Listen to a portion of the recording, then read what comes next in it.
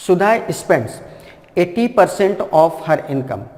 When her income is increased by 30%, she increases her expenditure by 25%. Her savings are. कह रहा सुधा अपनी आय का 80% खर्च करती है। जब उसकी आय 30% बढ़ जाती है और खर्च 25% बढ़ा देती है तो उसकी बचत में कितने प्रतिशत की वृद्धि या कमी होगी, है ना। तो चलिए देखिए, एक काम करते हैं, सुधा की एक चीज लिखो, इनकम। ये क्या है? इनकम। ये यहाँ पे लिखो खर्च, एक्सपेंस, और यहाँ पे लिखो बचत, ऐसे, है ना, सेविंग्स।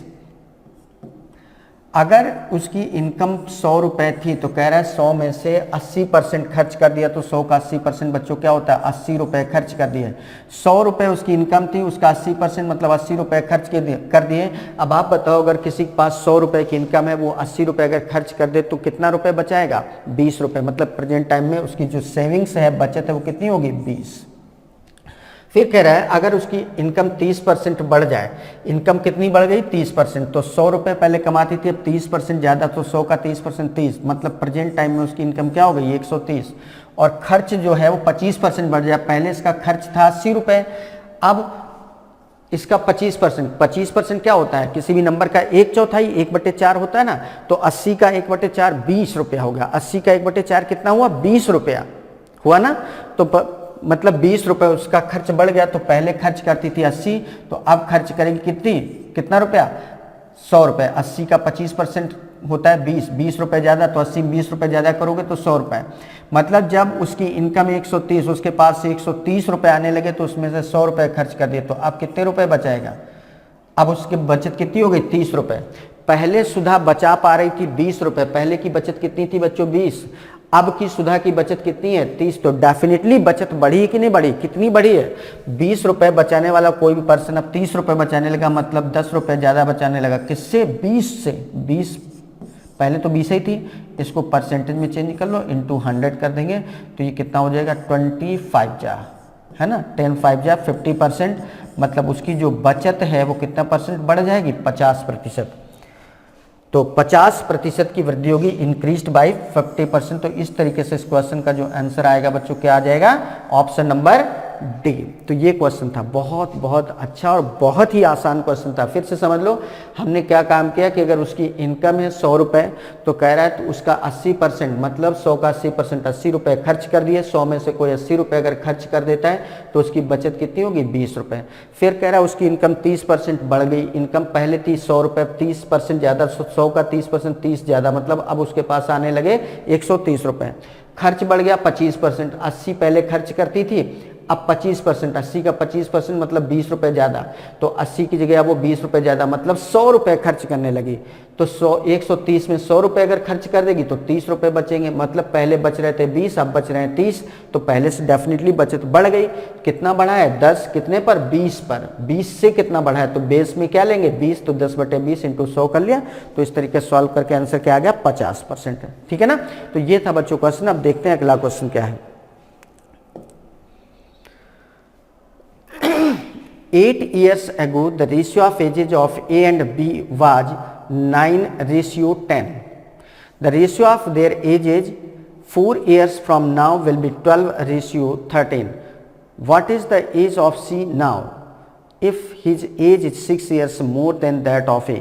8 वर्ष पहले A और B की आयु का अनुपात 9:10 था। आज से 4 वर्ष बाद उनकी आयु का अनुपात 12:13 होगा। सी की वर्तमान आयु वर्षों में क्या है यदि उसकी आयु ए से 6 वर्ष अधिक है। तो चलो देखो, ए और बी की आयु का अनुपात 9:10 था 8 वर्ष पहले, तो हम 8 वर्ष पहले मान लेते हैं। 8 years ago, 8 years ago, 8 साल पहले की अगर बात करें तो उनकी एज का रेशियो 9 और 10 था। 8 साल पहले अगर ए की एज क्या थी 9x तो बी की एज क्या थी 10x। क्लियर? ये 8 साल पहले था, मतलब उस समय रेशियो क्या था 9x/10x। अब बात करते हैं आज से 4 साल बाद। तो बच्चों हम अभी बात कर रहे थे 8 साल पहले की, तो 8 साल वो और 4 साल आगे तक जाना है। मतलब वहां से अगर यहां तक की बात करें तो 8 4 12 साल हुआ। मतलब आज के 4 साल बाद अगर बात कर रहे हैं तो हमें इसमें कितना जोड़ना पड़ेगा 12। मतलब ए की एज में भी 12 जोड़ना पड़ेगा, बी की एज में भी 12 जोड़ना पड़ेगा। तो जब 12 जोड़ देंगे यहाँ और 12 जोड़ देंगे यहाँ, तो अब जो रेशियो आ रहा है वो कितना आ जा रहा है, 12:13। आपका रेशियो कितना आ जा रहा है, 12/13। बस इसको सॉल्व कर लेंगे, क्रॉस मल्टीप्लाई करेंगे। 13 × 9 117 होता है, 117x प्लस 13 × 12 करेंगे 156 आएगा, इक्वल 12 × 10 120x प्लस 144 आएगा, 12 × 12 144। अब 117x में 120x में ये 117x घटा देंगे, कितना आ जाएगा 3x, और 156 में भाई इसमें से इसको उधर ले गए तो माइनस कर दिया, तो अब इसको इधर लाएंगे तो 156 में 144 घटाएंगे तो कितना आ जाएगा 12। तो 3x की वैल्यू 12 है, तो यहाँ से x की वैल्यू बच्चों क्या आ जाएगी, x की वैल्यू आ जाएगी 4। x की वैल्यू हमें पता चल गई क्या है, 4 है। अगर x की वैल्यू 4 है तो यहाँ पर a की एज क्या आ जाएगी, 9 × 4, 9 चौको 36 साल। a की एज क्या आ गई 36, लेकिन ये कब है, 8 साल पहले है। 8 साल पहले कोई 36 साल का था तो प्रेजेंट में इसकी एज क्या हो जाएगी, present age of A, present age of A क्या हो जाएगी भाई, 8 साल पहले कोई 36 का है तो अब कितने होगा, 36 में 8 जोड़ देंगे, 36 8 44 साल। मतलब प्रेजेंट में ए की एज कितनी आ रही, 44 साल। और हमसे पूछेगा सी की वर्तमान आयु क्या आ गई, यदि उसकी आयु ए से 6 वर्ष अधिक है। यार ए की प्रेजेंट एज 44 साल आ रही है और सी की एज ए से 6 साल ज़्यादा है, तो 44 + 6 कितना हो गया, 50 साल। तो सी की प्रेजेंट में एज कितनी आ रही, 50 साल। और 50 देखिए किस ऑप्शन में दिया, ऑप्शन नंबर सी। तो इस क्वेश्चन का आंसर क्या आ जाएगा, ऑप्शन नंबर सी। क्लियर है, 50 ईयर्स कैसे किया गया समझ गए होंगे। 8 साल पहले ए और बी की एज का रेशियो 9 और 10 था, तो अगर 8 साल पहले ए की एज 9x थी तो बी की एज क्या होगी 10x। उस समय उनकी एज का अनुपात 9x/10x रहा होगा। फिर कह रहा है आज से 4 साल बाद, तो बच्चों 8 साल पीछे से 4 साल आगे तक जाना है, तो 8 साल पहले ये कवर होंगे तब हम आगे 4 साल बढ़ पाएंगे। मतलब यहाँ से यहाँ तक जाने के लिए 8 4 12 साल कंप्लीट करने होंगे, मतलब 12 साल हमें जोड़ने पड़ेंगे। तो 9x में भी 12 जोड़ा, 10x में भी 12 जोड़ा, तब ये रेशियो कितना बन रहा है 12/13, क्योंकि 12/13 आज के 4 साल बाद का रेशियो है। तो 8 और 4 ये 12 जोड़ने पर ये चीज़ आ जाएगी। इसके बाद सॉल्व कर लिया तो x की वैल्यू क्या आ गई 4, और अगर x की वैल्यू 4 है तो a की एज 9 चौको 36, मतलब आज के 8 साल पहले a की एज 36 थी, तो प्रेजेंट एज ऑफ a की वर्तमान एज क्या होगी 36 में 8 जोड़ देंगे। भाई अगर आज के 8 साल पहले कोई 36 साल का है तो आज वो कितने को होगा, 36 में 8 जोड़ोगे, 36 8 44, तो प्रेजेंट में a की एज कितनी आ गई 44 साल। और c के बारे में क्या बोला गया, c जो है वो ए से 6 साल ज़्यादा है, तो अगर ए की एज प्रेजेंट में 44 है तो उससे 6 साल ज़्यादा सी की एज होगी, तो 44 6 50, तो सी की प्रेजेंट एज क्या होगी 50 साल। इस तरीके से था ये बच्चों क्वेश्चन। तो चलिए अब बढ़ते हैं आगे।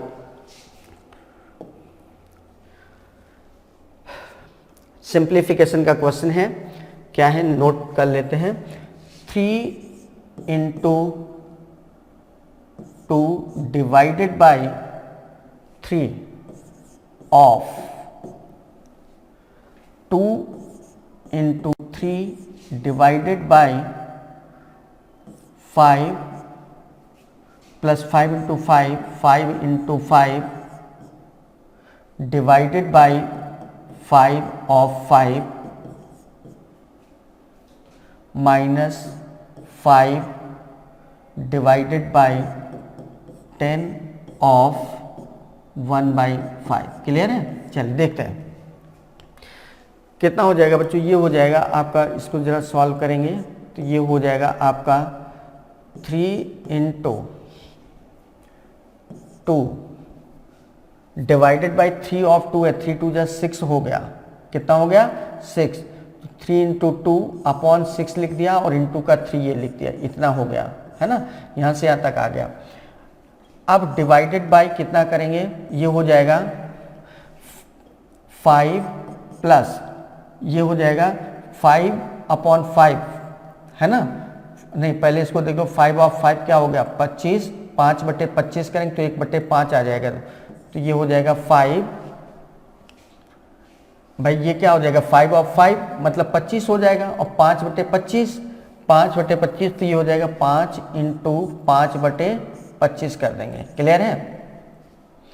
-5 डिवाइडेड बाई 10 ऑफ 1/5, 10 ऑफ 1/5 मतलब 2 हो जाएगा। ये हो गया, सॉल्व करेंगे कितना हो जाएगा, ये वो जो हो जाएगा 3 2 जा 6 से ये 6 कैंसिल, कितना हो गया 3 डिवाइडेड बाई ये कितना हो जाएगा 5 इंटू 5 25, 25 से ये 25 पूरा कैंसिल हो जाएगा, 1 आ जाएगा, तो कितना हो जाएगा 5 + 1 - 5/2। तो फाइनली ये कितना आ जाएगा 3 डिवाइडेड बाई 5 + 1 6, 6 - 5/2। इसको सॉल्व करेंगे तो कितना हो जाएगा 3 डिवाइडेड बाई 6 दूनी 12 - 5 7/2, 7/2 है ना। तो 3 डिवाइडेड बाई 7/2 हो गया, तो 3 को 7/2 से डिवाइड करेंगे तो 7/2 से 7 अपॉन का 2 जो है वो ऊपर चला जाएगा, तो 2 यहाँ पर आ जाएगा इंटू 2 हो जाएगा, है ना। तो कितना हो गया 3 2 जा 6, 6/7 और 6/7 देखिए कहाँ पर आंसर, ऑप्शन नंबर 1। तो इस क्वेश्चन का आंसर क्या आ जाएगा 6/7। बहुत बढ़िया सा क्वेश्चन था, एक बार फिर से समझ लेते हैं। देखो हमने क्या किया है, ये लिखा था 3 इंटू 2 ऐसे लिख दिया, 3 दूना 6 हुआ ना, मतलब 3 इंटू 2 इसको हमें डिवाइड करना था 6 से, तो 3 इंटू 2 डिवाइड बाई 6 कर दिया, आगे मल्टीप्लाई बाई 3 लिखा तो वो ऐसे लिख दिया, फिर डिवीजन ये 5 ऐसे लिख दिया। अभी देखो क्या हो जाएगा 5 ऑफ 5 5 25 हो गया, 5/25 लिखोगे तो इतने की जगह 5/25 लिख दिया और 5 से मल्टीप्लाई करना था, तो 5 इंटू 5/25 हो गया, minus 5 divided by 10 of 1/5, 10 into 1/5 करोगे तो 2 आ जाएगा, तो 5 डिवाइडेड बाई 2 हो गया। फिर ये 6 3 2 जा 6 से कैंसिल हो गया, तो यहाँ 3 बचेगा, डिवाइडेड बाई 25/25 ये 1 बन गया, तो 5 + 1 - 5/2 -5/2 हो गया। तो 3 डिवाइडेड बाई ये 5 1 6, 6 - 5/2 हो गया, तो 3 डिवाइडेड बाई 6 दूनी 12 - 5 7/2 हो गया। तो 3 को मैं 7/2 से डिवाइड करना था, 3 डिवाइडेड बाई 7/2, तो अपॉन का 2 कहाँ गया ऊपर, तो ये 3 दूना 6, 6/7। इस तरीके से इस क्वेश्चन का आंसर आएगा, क्लियर है। तो देख लिया बच्चों किस तरीके से यहाँ कितने शानदार तरीके से पूरा का पूरा पेपर सॉल्व हो रहा है, कहीं कोई समस्या नहीं, बहुत आसान है, बहुत ही आसान है। CSSL का जो एग्ज़ाम है जितना हम टफ समझते हैं इतना होता नहीं है, बस हमें बार बार आप देखिए चीज़ों का रिपीटेशन यहाँ बहुत होता है। जैसे पीछे आप हर पेपर में देख रहे हैं कुछ स्पेसिफिक टाइप के क्वेश्चन जो हर बार बस नंबर्स उनकी चेंज होती है लेकिन उनका टाइप वही रहता है, बार बार घूम फिर कर आते हैं। तो इसी तरीके से बस हमें आगे इन चीज़ों की प्रैक्टिस करनी है। पेपर लगाने का मूल उद्देश्य बस यही होता है, पेपर सॉल्व करने का। पिछले साल के जो हम पेपर सॉल्व करते हैं उसका सबसे बड़ा ऑब्जेक्टिव और सबसे बड़ा फ़ायदा यही होता है कि हमें ये पता चलता है कि कौन सा पेपर कैसे सेट होता है, कौन सा क्वेश्चन ऐसा होता है जो हर बार रिपीट होता है, कौन सा क्वेश्चन की फ्रिक्वेंसी बहुत ज़्यादा बार रिपीट होती है, कौन सा टॉपिक ऐसा जिस पर हमें बहुत ज़्यादा कॉन्सेंट्रेट करना है, कौन सा क्वेश्चन ऐसा होता है जिसमें सिंगल क्वेश्चन की जगह 2-2 3-3 के सेट आते हैं, कौन सा क्वेश्चन ऐसा होता है, ये कौन सा टॉपिक ऐसा होता है जिससे रेयरली क्वेश्चन पूछे जाते हैं। तो इस तरीके की जो छोटी छोटी इन्फॉर्मेशन जो हमारे बहुत काम के हमारे पास होती हैं, तो आगे की तैयारी हमारे लिए बहुत आसान हो जाती है, क्योंकि हमें चीज़ें पहले से पता है, तो उसी के अकॉर्डिंग हम अपने आप को तैयार करके रखते हैं। भाई रणभूमि में विनर कौन होता है? रणभूमि में विनर वही होता है जो सभी चीज़ों का पहले से एनालिसिस करके रखता है, क्योंकि उसको पता है कि अब आगे क्या होने वाला है, क्या हो सकता है, उसी के अकॉर्डिंग वो अपने आप को पहले से तैयार रखता है और रणभूमि से विनर बन के ही बाहर निकलता है। तो चलिए अब देखते हैं अपना नेक्स्ट क्वेश्चन क्या है। ओके बच्चों, चलिए आगे बढ़ते हैं। Question number 10, a circle circumscribes a rectangle whose sides are in the ratio 4:3. If the perimeter of the rectangle is 56 centimeter, then what is the area of circle? एक वृत्त के अंदर एक आयत है जिसकी भुजाएं 4:3 के अनुपात में हैं। यदि आयत की परिमिति मतलब परिमाप 56 सेंटीमीटर है तो वृत्त का क्षेत्रफल क्या है? चलिए देखते हैं। ये बच्चों एक सर्किल है, ये सर्किल है, इसमें एक आयत ऐसे बना हुआ है इस तरीके से।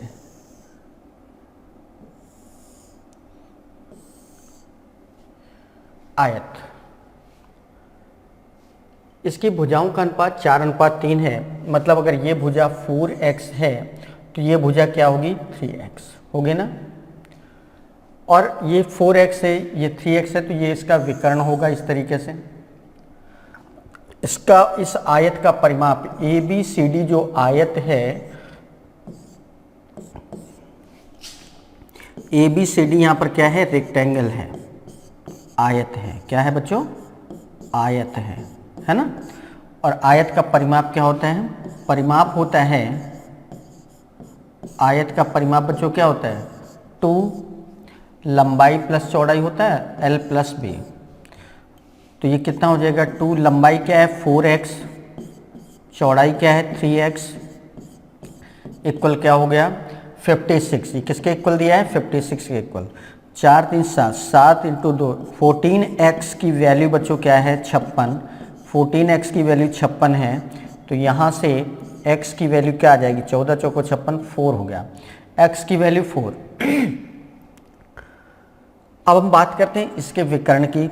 इसका विकर्ण क्या होता है, डायगोनल क्या होता है, विकर्ण होता है आयत का विकर्ण। आयत का क्या होता है, आयत का विकर्ण होता है बच्चों under root L square plus B square, L square plus B square means under root लंबाई का स्क्वायर। लंबाई क्या हो जाएगी 4 चौको 16, भाई x की वैल्यू 4 है तो लंबाई 4 चौको 16 हो जाएगी, और ये 3 चौको 12 हो जाएगी।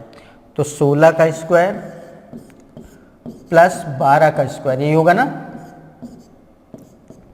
16 का स्क्वायर क्या होता है 256, 12 का स्क्वायर 144, 256 और 144 कितना हो गया अंडर रूट 400, और 400 का स्क्वायर रूट लेंगे 20। मतलब इसका विकर्ण, ये जो विकर्ण है कितना आ गया 20 सेंटीमीटर का विकर्ण 20 है। ध्यान दो, जो इस आयत का विकर्ण है वही तो इस वृत्त का व्यास है कि नहीं है। अगर वृत्त का व्यास 20 है, diameter of circle, diameter of circle क्या हो गया, डायमीटर क्या हो गया इस सर्किल का 20, तो रेडियस क्या हो जाएगी, डायमीटर रेडियस का 2 गुना होता है, तो डायमीटर अगर 20 तो रेडियस क्या आ जाएगी 10 सेंटीमीटर। अगर रेडियस 10 है तो पूछा है इस वृत्त का क्षेत्रफल, तो एरिया इसका क्या हो जाएगा, एरिया हो जाएगा पाई आर स्क्वायर होता है, पाई आर स्क्वायर मीन्स पाई और 10 का स्क्वायर, तो कितना हो जाएगा 100 पाई, कितना हो जाएगा 100 पाई, यही आंसर होगा। और 100 पाई देखो किस ऑप्शन में दिया बच्चों, ऑप्शन नंबर डी। तो इस तरीके से इस क्वेश्चन का जो आंसर आएगा वो 100 पाई आएगा। कितना आएगा 100 पाई।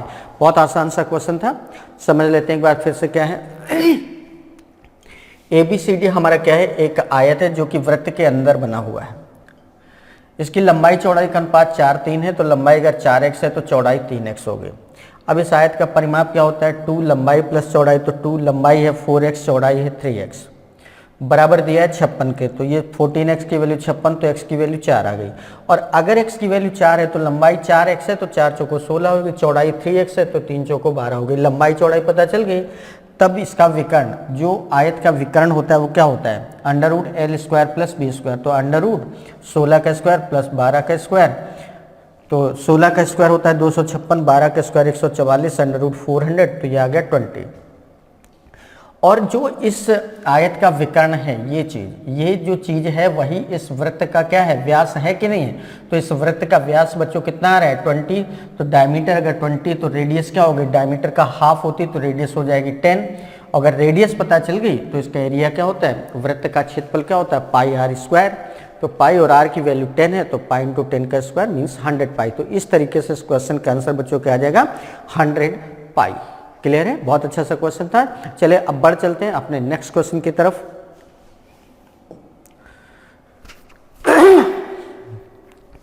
किसी वृत्त का केंद्र O है, वृत्त पर PAX और PBY किसी बिंदु P से बिंदु A और B पर स्पर्श रेखाएं हैं। वृत्त पर Q एक बिंदु है जहां पर QAX इक्वल 49 डिग्री तथा QBY इक्वल 62 डिग्री है, तो कोण AQB की माप यह होगी। O is the center of a circle to which PAX and PBY are tangents from a point P at points A and B. Q is a point on the circle such that angle QAX equal 49 degree, angle QBY equal 62 degree. Then what is the measurement of angle A Q. बहुत बढ़िया question है, बहुत ज़बरदस्त question है बच्चों। एक काम करते हैं, पहले इसका हम फिगर बना लेते हैं। क्या है, जैसे ये कोई सर्किल है इस तरीके से, जिसका केंद्र क्या है O, ये इसका केंद्र हो गया O। वृत्त पर PAX और PBY किसी बिंदु P से PAX और PBY दो स्पर्श रेखाएं हैं, दो स्पर्श रेखाएं, एक स्पर्श रेखा ऐसे जा रही है टच करते हुए, एक स्पर्श रेखा ऐसे जा रही है टच करते हुए, ठीक है। ये पॉइंट है P, ये हो गया यहाँ पर, मान लो टचिंग पॉइंट क्या था, ये A था, ये A था, PAX हो गया, ये टचिंग पॉइंट B है, तो ये B हो गया PBY, है ना। A और B पर स्पर्श रेखाएं हैं। वृत्त पर Q एक बिंदु है, इस वृत्त पर Q एक पॉइंट है, मान लो ये पॉइंट कहाँ पर है, यहाँ पर, ये Q एक पॉइंट है जहाँ QAX इक्वल 49 डिग्री। QAX इसको अगर ऐसे मिलाएं, QAX इस तरीके से अगर हम इसको मिलाएं तो ये एंगल कितना दिया है 49 डिग्री, ये एंगल कितना है 49 डिग्री। इसी तरीके से इसको मिलाएंगे तो ये दिया है QBY, QBY ये कितना दिया है 62 डिग्री, कितना दिया बच्चों 62 डिग्री, ये एंगल 62 डिग्री है। तो AQB की माप क्या होगी, AQB ये वाला एंगल पूछा गया है, ठीक है। चलिए एक काम करते हैं, इसको जरा ऐसे मिला दो, ऐसे मिला देते हैं इसको सेंटर से, ये है सेंटर आपका, ऐसे मिला दिया है ना। चलिए देखिए, अगर हम इसको ऐसे मिला देते हैं, ये आगे बढ़ा लो और आगे, ठीक है बच्चों। ये एक ट्रायंगल बन रहा है, इस ट्रायंगल में ये बहिष्कोण है कि नहीं है। जैसे ये ट्रायंगल है, इस तरीके से ऐसे बना हो तो एक्सटर्नल एंगल इंटीरियर एंगल के बराबर होता है। और इंटीरियर एंगल यहाँ पे क्या बन रहा है, ये बनेगा APQ। APO लिख सकते हो या Q लिख सकते हो, ऐसे लिख सकते हो APQ, एंगल APQ मतलब ये वाला एंगल, ये वाला एंगल APQ हो गया, plus angle AQO plus angle AQP, angle AQP equal हो जाएगा 49 डिग्री, हो जाएगा। इसी तरीके से यहाँ पर इस वाले ट्रायंगल में ये जो ट्रायंगल बन रहा है, मतलब इस एंगल और इस एंगल का सम क्या हो जाएगा 62 डिग्री। तो ये एंगल क्या बन जाएगा आपका, ये बन जाएगा आपका BPQ, angle BPQ plus angle, ये वाला एंगल लिख लो, आपका हो जाएगा BQP, एंगल BQP इक्वल क्या हो जाएगा 62 डिग्री। एक काम करो, दोनों को ऐड कर दो, ऑन एडिंग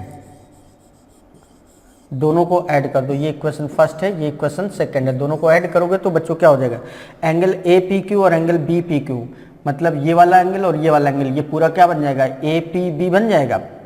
भाई ये वाला एंगल और ये दोनों एंगल मिला दोगे तो ये पूरा बनेगा, और पूरा क्या है APB है कि नहीं, तो ये एंगल APB हो जाएगा APB।